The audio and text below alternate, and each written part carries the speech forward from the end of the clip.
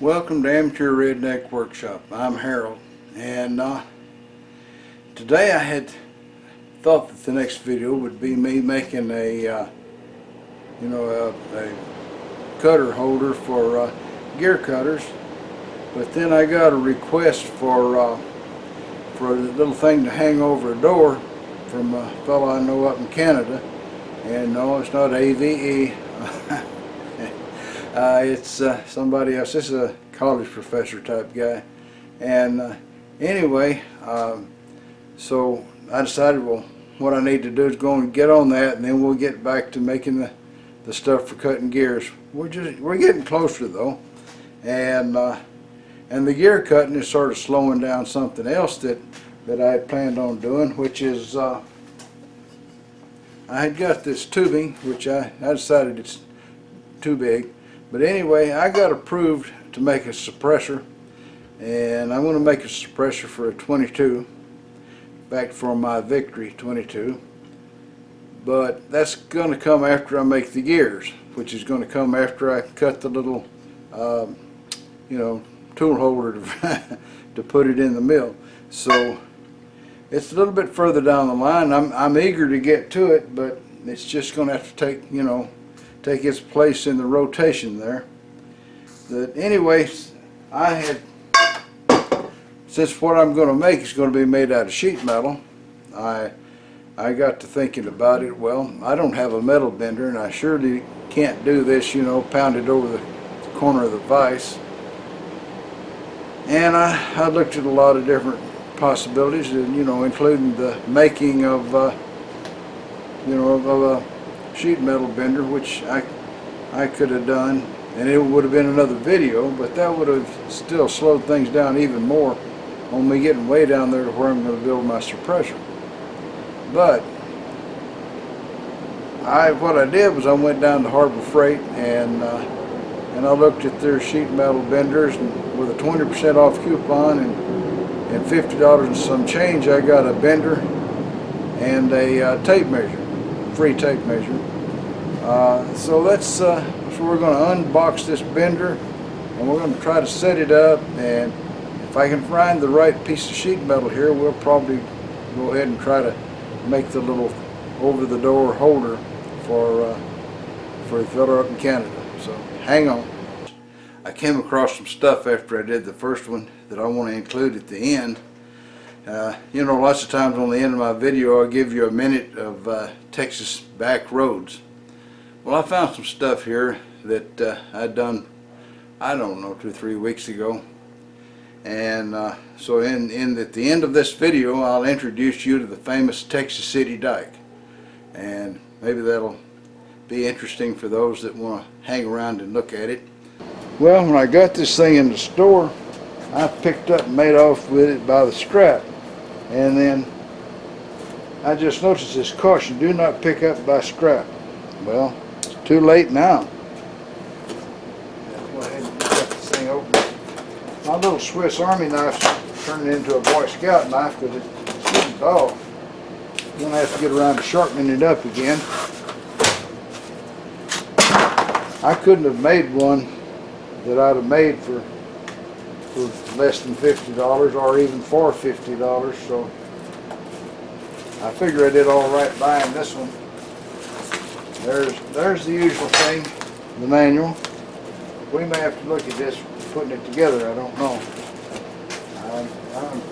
I know that I'm here seriously endangering my man card every time I look at a manual. So let's just pop this thing open.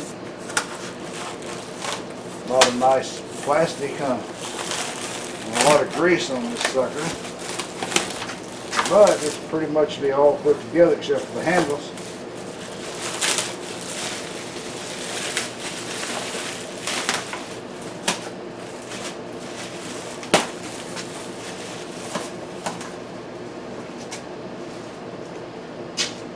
Alright, I'm going to stop the camera while I pick this thing out of the box, because this is going to be clumsy and I don't want you to watch me drop it on my toe. Alright, so this thing looks a lot like as if I'm going to have to figure my own clamping device myself, because this one goes on there to bend against, and there's not even a hole in it or anything. I guess I just could clamp it down. It's nice and shiny. So anyway, I got this 2x6 out of my scrap pile, and I've got some 5/16 bolts that look like they're about right for it. So we'll try and drill a couple of holes and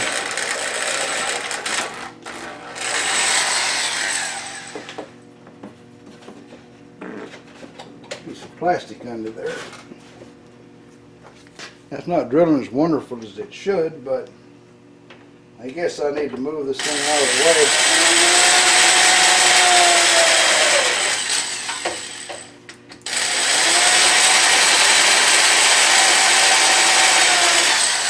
Once they get the holes kind of marked,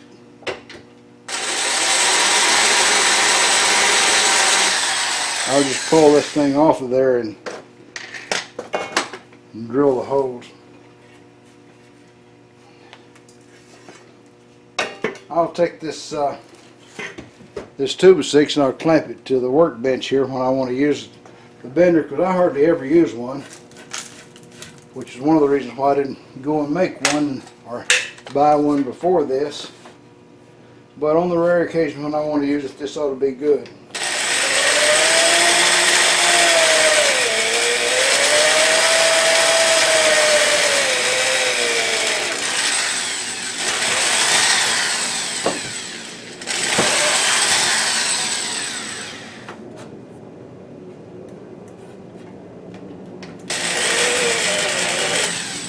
This is a variable speed tool. You just got to figure out which way varies it for fast.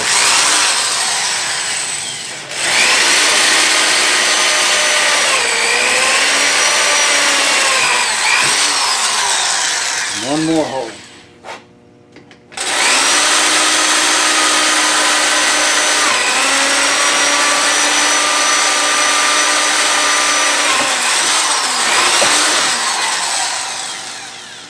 There was an old hole over there where I put something previously. I thought it was one I drilled right at first. All these boards I had they're a little cup shaped, you know. This one's got kind of a bowl like that, but at least it's not twisted. The other one I had over here a minute ago was twisted. So it won't do for much of anything. Come on.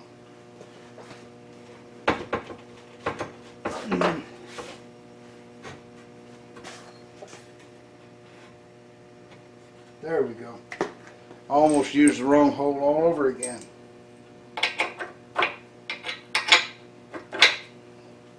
These things just barely go through. I may have to get a longer one if they don't work out. I'm tired of that plastic under there. Alright. Yeah, they feel a little bit short. Too long.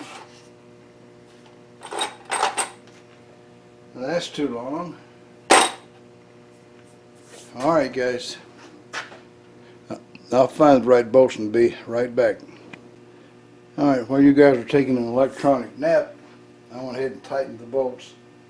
And they're long enough. The nice thing about putting bolts into wood is you pull them up, and if they're not long enough to go through the nut, pretty soon they will be, because the nut sinks up in the wood and forms its own lock nut.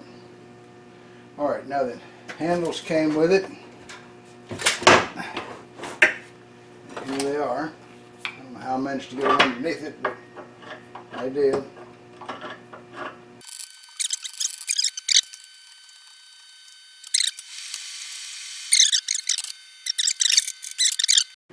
Alright, we're going to pretend I have perfectly aligned this piece of sheet metal for some important bend that I want to make on it. And then we're going to tighten these clamps down good and tight. I aligned it, sort of.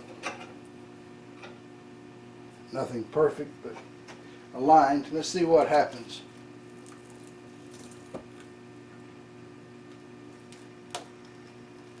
Let's see. Made the bend. I'll loosen up the clamp.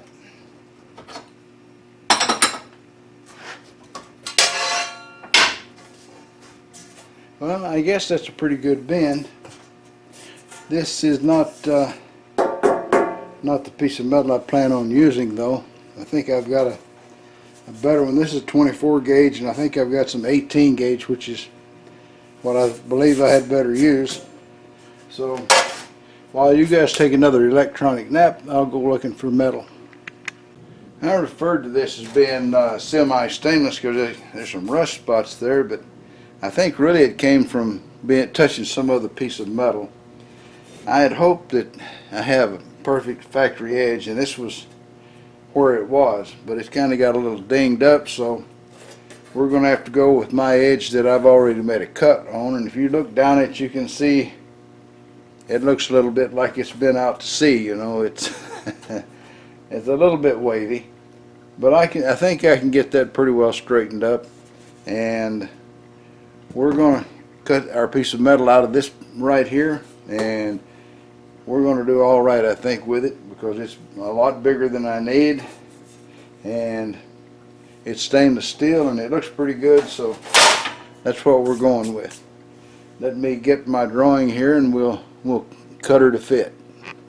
Okay, here's my drawing of what the thing's going to look like. 15 inches from side to side, 1.5 inches hanging over, 1 3/4 width to cover the top of the door, and 3 to 4 inches hanging down in the front with a hook on each end. Alright, so what we're going to do is we're going to try to make that in that piece of stainless steel. I'm going to lay it out, and then we'll start trying to bend it and cut it and all that sort of thing. Hardest thing to do is to cut this stuff, and this is the kind of thing I've got to cut it with. So I got 2 pair of these. This one seemed to be tighter. The other one was just a little longer, but probably had more leverage. But anyway, this is what I cut off with my scrap, and this is the piece that's going to be what we're going to work with. I got rid of the bad edge, cut it off, you know. So there's a little bit of bow in here, which I'll try to just get rid of, you know, and not much. So anyway, what we're going to do is lay this thing in the bender here and make our first bend. I'll reposition you guys for the first bend after I get the thing clamped down. Alright, going handheld for a second. I don't know if you're going to be able to see the little scratch marks where they line up or not, but there it is. It's laying out in front of the whatever you call the metal that holds it together, and we'll back off and bend it.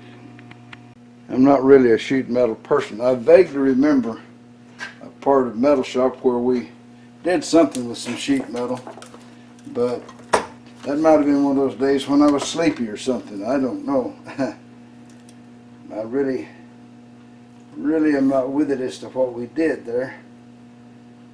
Now that moved. When I lifted it up, this end down here moved. I can see that it did. I had this thing set for it, and it moved quite a lot. So I'm going to have to tap it back over if I can.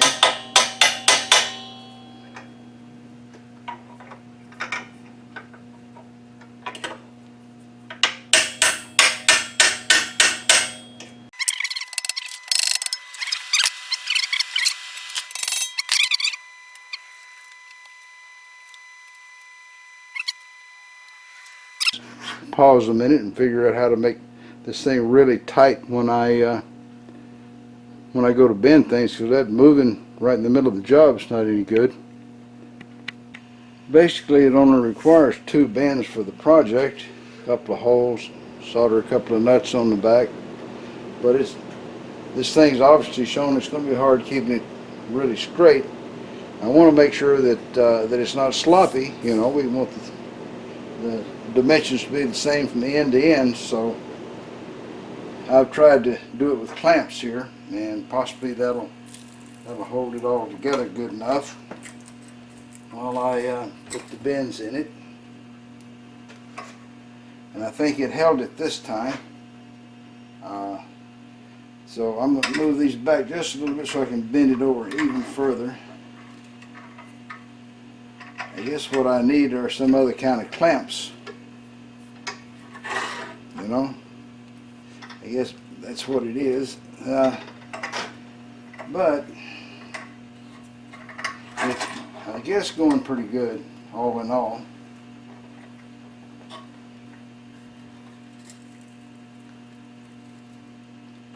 Alright, that should do that part. So all I got to do now is pop off the clamps.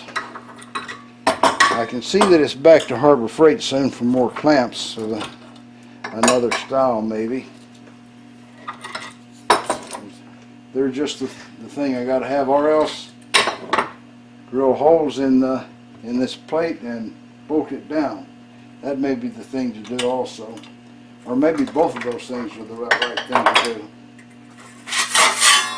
All right, so here's our basic shape, and this should fit over the top of the door, and I should have a bracket here and a bracket here, and everything possibly will be just really good with this thing. And of course there will be a lot of cleaning up and polishing up and such, but it looks like pretty good stuff. So next step is to make some holes, find some nuts, and solder them onto this thing. I'll bring you back then.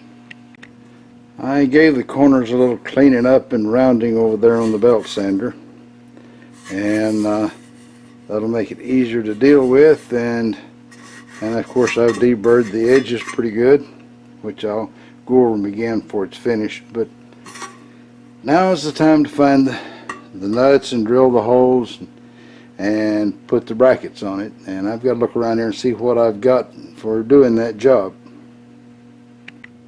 In case you didn't get a really good look at the bender there when I unboxed it, what they've got here is this top piece is basically a piece of angle iron braced with another piece of angle iron welded on it, and the bottom piece is a piece of angle iron.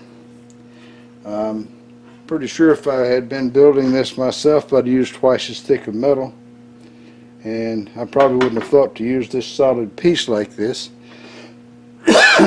But anyway, securing this thing where it doesn't need clamps or doesn't need as many clamps is probably something that'll come up in the future tying up loose ends video, because I see that as kind of a loose end there. It needs some action.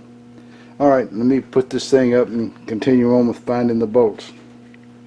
Well, to store the thing until the next time I work on sheet metal, I took it apart and I stashed the little piece of metal, the loose one, inside by bolting it down to that board, and it's sort of held in there nice. And I guess it'll set there till my next sheet metal use, which could be more often now that I have, you know, something to bend sheet metal with. I'll probably be more likely to use sheet metal more in the future. But anyway, right now it's stored neatly out of the way, not taking up much room. Okay, a trip to Redneck Supply fixed me up with those little hooks. I'll make a couple of marks, drill a couple of holes, and screw the little bolts in, and then cut off the extra from behind, and it will be done. Alright, so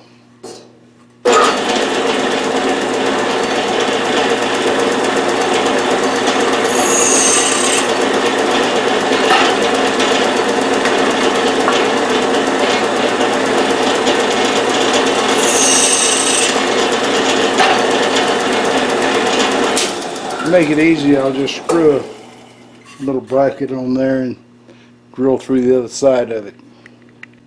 I decided there's too much sticking through the back when I do that. I'll just to it the right way, I guess. This looks easier now that I've looked at it.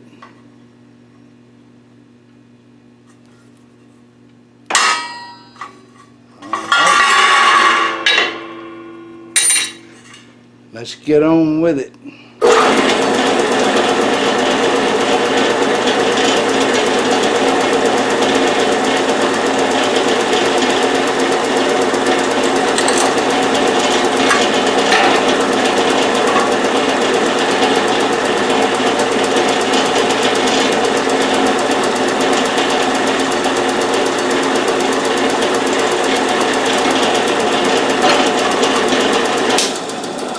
Bed gets hot.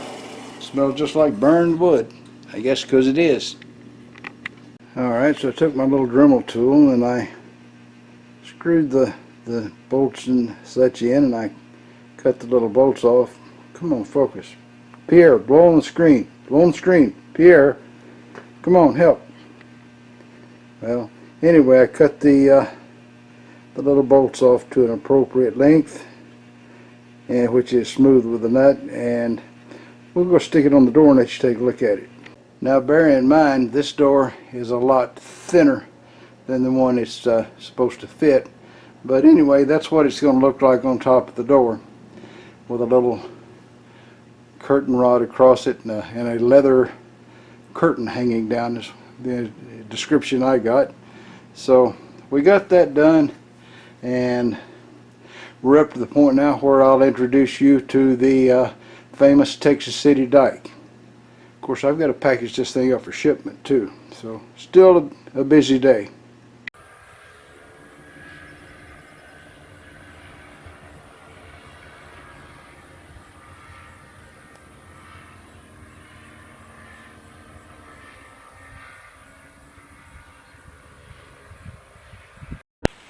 We're approaching the entrance to the Texas City dike, which is just over the top of the hill here.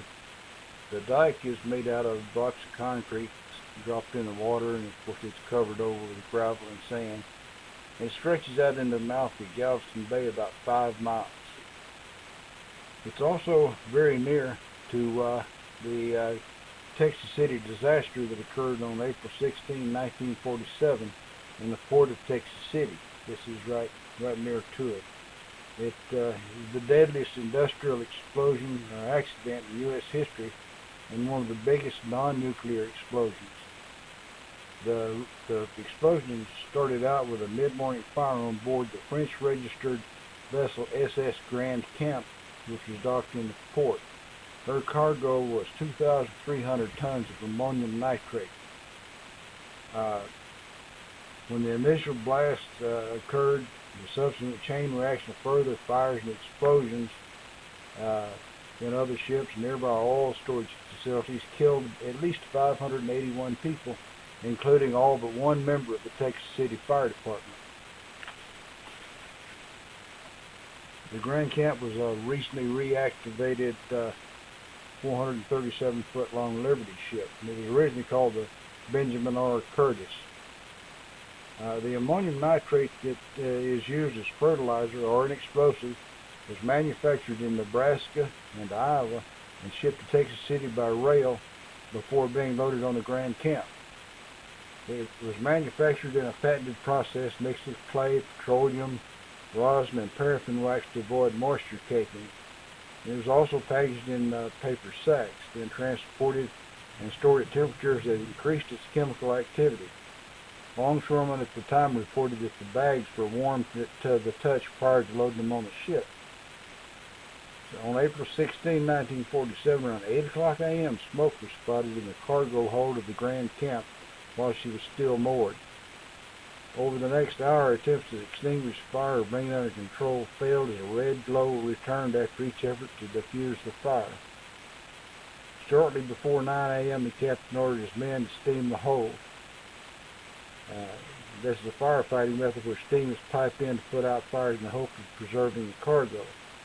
The action was unlikely to have been effective, as ammonium nitrate produces its own oxygen, thereby neutralizing the extinguishing properties of the steam. Meanwhile, the fire had attracted a crowd of spectators along the shoreline. They moved her a safe distance away. Eventually, the steam pressure building inside the ship blew the hatches open, and yellow-orange smoke billowed out. This color is typical for nitrogen dioxide fumes. The unusual color of the smoke attracted even more spectators. Spectators also noticed that the water around the docked ship was boiling from the heat, and the splashing water touching the hull of the ship excuse me, was being vaporized into steam. The cargo hold and deck began to bulge as the pressure of the steam increased inside. At 9:12 a.m., ammonium nitrate reached an explosive level. At 9:12 a.m., the ammonium nitrate reached an explosive threshold from the combination of heat and pressure. The vessel detonated, causing great destruction and damage throughout the port. The tremendous blast sent a 15-foot wave that was detectable nearly 100 miles away off the Texas shoreline. The blast leveled nearly 1,000 buildings on land, destroyed the Monsanto Chemical Company plant, and resulted in the ignition of refineries and chemical tanks on the waterfront. Falling bales of burning twine from the ship's cargo added to the damage while the Grand Camp's anchor was hurled across the city. 2 sightseeing planes flying nearby had their wings shorn off, forcing them out of the sky 10 miles away. People in Galveston were forced to their knees. People felt the shock 250 miles away in Louisiana. The explosion blew almost 6,350 tons of the ship's steel into the air, some at supersonic speed. Official casualty estimates came to a total of 567, including all crewmen who remained on board the Grand Camp. All but one member of the 28-man Texas City Fire Department were killed. The first explosion set fire to ammonium nitrate in the nearby cargo ship High Flyer, and the crew spent hours trying to get the High Flyer cut free from its anchor and other obstacles without success. After smoke had been pouring out of the hole for 5 hours, about 15 hours after the explosion aboard the Grand Camp, the High Flyer exploded, demolishing the nearby SS Wilson B. King, killing at least 2 more people and increasing the damage to the port and other ships. The cause of the fire on the Grand Camp was never determined, but it may have been started by a cigarette discarded while loading. More than 5,000 people were injured, with 1,784 admitted to 21 area hospitals. More than 500 homes were damaged and hundreds were destroyed and hundreds were damaged, leaving 2,000 people homeless. Over 1,100 vehicles were damaged and 362 freight cars were obliterated. The property damage was estimated at $100 million, which is about $1.06 billion in today's terms. A 2-ton anchor of Grand Cap was hurled 1.6 miles and found in a 10-foot crater. It now rests in a memorial park. The other main 5-ton anchor was hurled a half-mile to the entrance of the Texas City dike and rests on a Texas-shaped memorial at the entrance. Burning wreckage ignited everything within miles. Alright, so now we saw the end of the dike. We'll turn around and heading back in. Over to the left is all the evil polluting refineries and chemical plants that are on that side of Texas City. There's more on the other side. And the dike is a favorite place for fishermen. As you can see, there's people parked all up and down the dike here fishing like crazy. Some of them even catch fish. I'm not much into fishing, so I don't go there, you know. Anyway, that's the dike.